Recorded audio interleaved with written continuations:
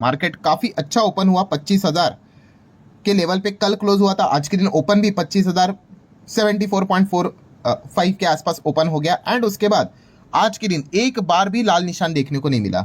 सो काफी अच्छा परफॉर्मेंस हम लोग को देखने को यहाँ पे मिला। आप देख सकते हो 100 पॉइंट की तेजी, और इसके पीछे का one of the strongest reason अगर कोई था तो वो था American market. Yes, American market 1.25%, 1.5% के आसपास भागते हुए देखने को यहाँ पे मिला था। रीजन तो ऑलरेडी आपको पता ही है, कल के दिन भी ये इसको लेकर डिटेल में वीडियो मैंने कवर किया था। यस, इन्फ्लेशन का डेटा, अमेरिका का महंगाई का डेटा काफी हम अच्छा, मतलब क्या जो अनुमान था उस हिसाब से आया। और जिस प्रकार से जो भी डेटा देखने को मिले, जॉबलेस क्लेम का डेटा बोलो, अनएम्प्लॉयमेंट रेट का डेटा बोलो, या फिर महंगाई का आंकड़ा बोलो, अब सब कुछ यहाँ पे हम कह सकते हैं दोस्तों फेड के हाथ में है कि रेट उनको अब करना है कि नहीं। ठीक है, अब उनके इंटेंशन के ऊपर है। डेटा तो सब कुछ बता रहा है भाई कि अब तो रेट कट होना चाहिए, और अमेरिका ने तो भाई कल के दिन ही मान लिया कि तो अभी अगले हफ्ते जो 16-17 तारीख को मीटिंग है फेड की, रेट कट होने वाला है करके। ठीक है, अब होता है नहीं होता है, यू टर्न आता है, लेट्स सी क्या होता है। बट कहने का इंपॉर्टेंस क्या है दोस्तों, इन्फ्लेशन का डेटा ने पूरा पासा यहाँ पे पलट लिया, और हमारा इन्फ्लेशन का डेटा अभी जस्ट मार्केट क्लोज होने के बाद हमारे सामने आते हुए देखने को मिल चुका है। सो ऑब्वियसली डेटा कैसा है उस हिसाब से जो इम्पैक्ट पड़ेगा, अब कल तो मार्केट खुलेगा नहीं, आपको पता ही है, मंडे के दिन ही मार्केट यहाँ पे खुलने वाला है। तो जो भी रिएक्शन रहेगा वो मंडे के दिन ही देखने को यहाँ पे मिलेगा, नो डाउट। उसके पहले बीच में बहुत सारे अलग अलग खबरें यहाँ पे आती रहेगी, बट हम अब आ जाते हैं कि हमारा इन्फ्लेशन का डेटा कैसा रहा, ठीक है, उसके ऊपर।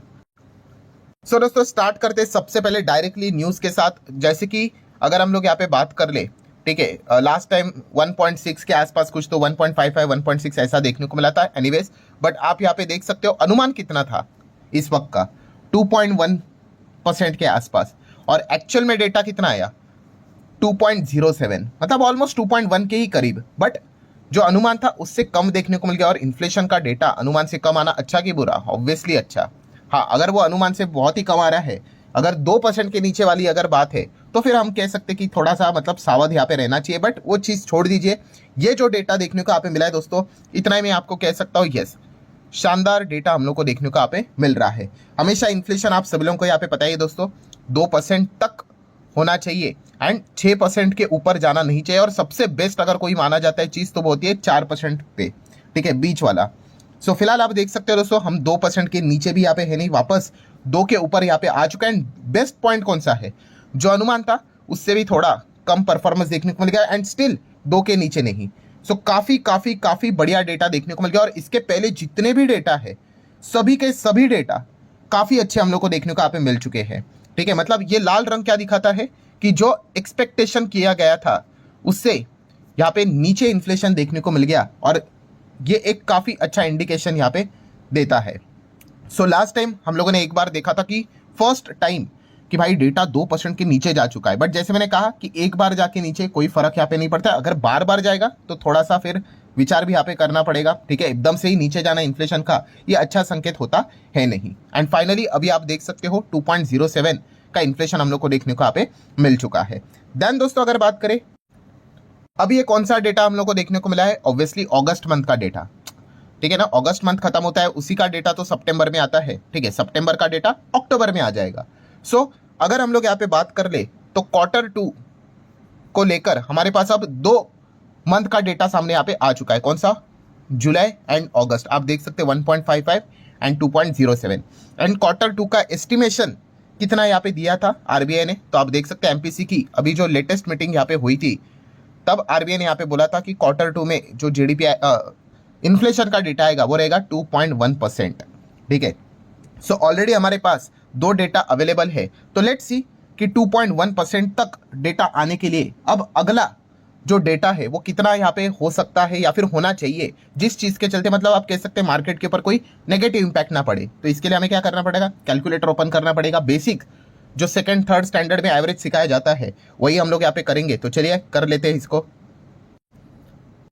सो पहले क्या करेंगे, यहाँ पे पहला जो इन्फ्लेशन देखने को मिला था 1.55 देखने को मिला था, प्लस अभी कितना देखने को मिल चुका है 2.07, तो टोटल कितना हो गया 3.62 हो गया। इसको याद कर लेना, ठीक है, 3.62। एंड अब क्या करना है, अनुमान कितना है 2.1 का अनुमान है, इसको मल्टीप्लाई बाय 3 करेंगे। ठीक है, एंड माइनस कितना करेंगे, अभी जो हम लोगों ने देखा था 3.62। सो आप यहाँ पे देख सकते हो दोस्तों, जो अगला हम लोगों को यहाँ पे अभी मतलब जब सितंबर खत्म होगा, जब अक्टूबर में डेटा निकल कर आएगा 2.68, ये क्या रहेगा टॉलरेंस लेवल। टॉलरेंस लेवल मतलब आप कह सकते हैं कि यहाँ तक अगर हमारा डेटा निकल कर आता है अक्टूबर मंथ में, ठीक है, ऐसे 11-12 तारीख के आसपास ही आपको डेटा देखने को मिलेगा। सो हम जरूर यहाँ पे कह सकते हैं कि विद इन जो आरबीआई ने डिसीजन यहाँ पे लिया है उसी के आसपास हम लोग को इन्फ्लेशन देखने को यहाँ पे मिल रहा है। हाँ, इसके बियॉन्ड अगर चला गया तो हम कहेंगे कि चलो इन्फ्लेशन का जो अनुमान था आरबीआई से उससे ज्यादा देखने को मिल गया। इससे कुछ पहाड़ नहीं टूटने वाला है, क्योंकि जो डेटा देखने को मिल रहा है वो 4% के ऑलरेडी नीचे देखने को मिल रहा है। सो इवन दो अगर ये 3% भी आया फॉर एग्जाम्पल के लिए, तो भी कोई इतना मतलब जैसे मैंने बोला ना कि एक छोटा छोटा नेगेटिव रिएक्शन देखने को मिल जाए, बड़ा कोई नेगेटिव खास रिएक्शन देखने को नहीं मिलेगा। छोड़ो, वो बात की बात है, मैंने जस्ट आप लोगों को एक्स्ट्रा इन्फॉर्मेशन देके यहाँ पे रखी हुई है। वापस आ जाते हैं अभी के टॉपिक के ऊपर। एंड अभी का टॉपिक क्या बोलता है, यस, जो डेटा है जितना आप अच्छा कह सकते हो उतना आप यहाँ पे देख सकते हो। और इसका इंपॉर्टेंस क्या है दोस्तों, इंपॉर्टेंस यही है कि आरबीआई के एमपीसी की मीटिंग में अब इस डेटा के चलते क्या फैसला होगा। मतलब फैसला मतलब वही किससे रिलेटेड, रेट कट होगा कि नहीं होगा, ठीक है। वैसे तो आरबीआई ने लगातार जब से संजय मल्होत्रा जी यहाँ पे आए हैं, शक्तिकांता दास जी को उन्होंने रिप्लेस किया था, पहले मीटिंग से ही उन्होंने पहला दूसरा तीसरा लगातार रेट कट करना स्टार्ट किया था। आई गेस लास्ट वाला मीटिंग में उन्होंने रेट को यहाँ पे थोड़ा सा रोका था, ठीक है। अब इस मीटिंग में क्या रेट कट होगा कि नहीं वो देखने वाली यहाँ पे बात है। और ये मीटिंग कब है आप देख सकते हैं यहाँ पे 29 सितंबर से लेके 1 अक्टूबर को ये मीटिंग हम लोग को देखने को यहाँ पे मिलने वाली है। मतलब पॉइंट यहाँ पे क्या है दोस्तों कि आरबीआई के पास भी एज सच अगर देखा गया सारी चीजें ऑलरेडी यहाँ पे अवेलेबल है, कोई दिक्कत की बात यहाँ पे उनको नहीं होगी। वो चाहे तो रेट कट यहाँ पे कर सकते हैं। ऑलरेडी हम लोगों ने देखा है क्या हो चुका है, जीएसटी भी कट यहाँ पे हो चुका है, तो चीजें सस्ती हुई है। एंड अगर इसमें अगर रेट कट अगर जोड़ दिया जाए, ठीक है, तो कंजम्पशन को और भी बूस्ट मिल सकता है, ठीक है। सो मोस्ट प्रोबेबली मतलब मार्केट शायद से ये अनुमान लगाकर चले, क्या पता इस वक्त आरबीआई एक और रेट कट कर दे, ठीक है। हालांकि आरबीआई को सबसे बड़ा प्रॉब्लम किसका है, यस, ट्रम्प के टैरिफ का, कि ये अनसर्टेनिटी क्रिएट यहाँ पे कर रहा है, कभी हाँ कभी ना, ठीक है। तो ये एक दिक्कत देखने को यहाँ पे मिल रही है। बट ऐसा लग रहा है बहुत सारे रिपोर्ट्स अनुमान कि शायद से एक 25 बेसिस पॉइंट का रेट कट यहाँ पे हो जाए, ये अनुमान है। एंड फिलहाल इन्फ्लेशन का डेटा यहाँ पे बाधा डाल सकता था, बट वो भी कमाल का डेटा देखने को मिल चुका है, तो कोई दिक्कत की बात नहीं, इतना तो हम यहाँ पे कह सकते हैं। अब आ जाते हैं दोस्तों आखिरी पॉइंट के ऊपर। काफी लोग जो खास करके बिगनर्स होते हैं वो कंफ्यूज भी यहाँ पे हो जाएंगे, सर इन्फ्लेशन ये जो महंगाई ये 2% के आसपास बोलते हैं, ये तो बात हजम भी नहीं होती है, ठीक है। आपको लगता है 2% का इन्फ्लेशन है? तो दोस्तों जैसे मैंने आप लोगों को ये बात इसके पहले भी बताई कि कंज्यूमर प्राइस इंडेक्स जो अभी हम देखते हैं, सीपीआई इंडेक्स की जो यहाँ पे बात करते हैं, ये इंडेक्स जो हम लोग को देखने को मिल रहा है, इसमें जो है इन्फ्लेशन का डेटा कैलकुलेट किया जाता है भाई, वो फूड को देखकर किया जाता है। मतलब जो वेटेज है दोस्तों फूड का वो ऑलमोस्ट 50% है, ठीक है।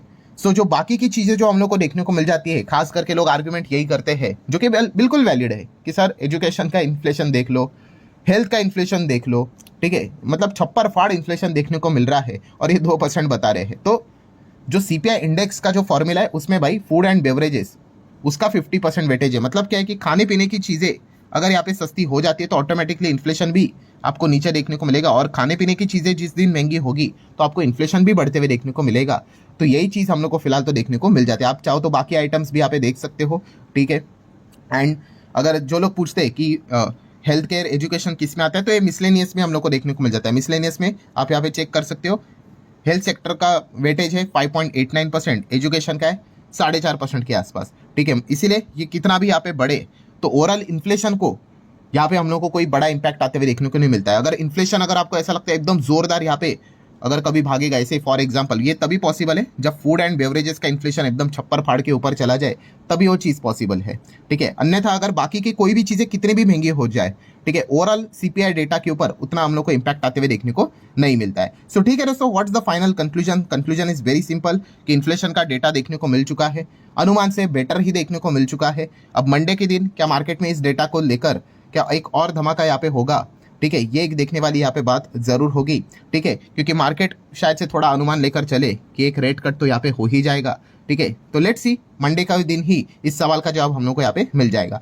सो आशा करता हूँ ये वीडियो आप लोगों को हेल्पफुल लगा होगा। आप चाहो तो इसको like as well as share कर सकते हो। अब मिलते हैं अगले वीडियो में, तब तक के लिए बाय बाय।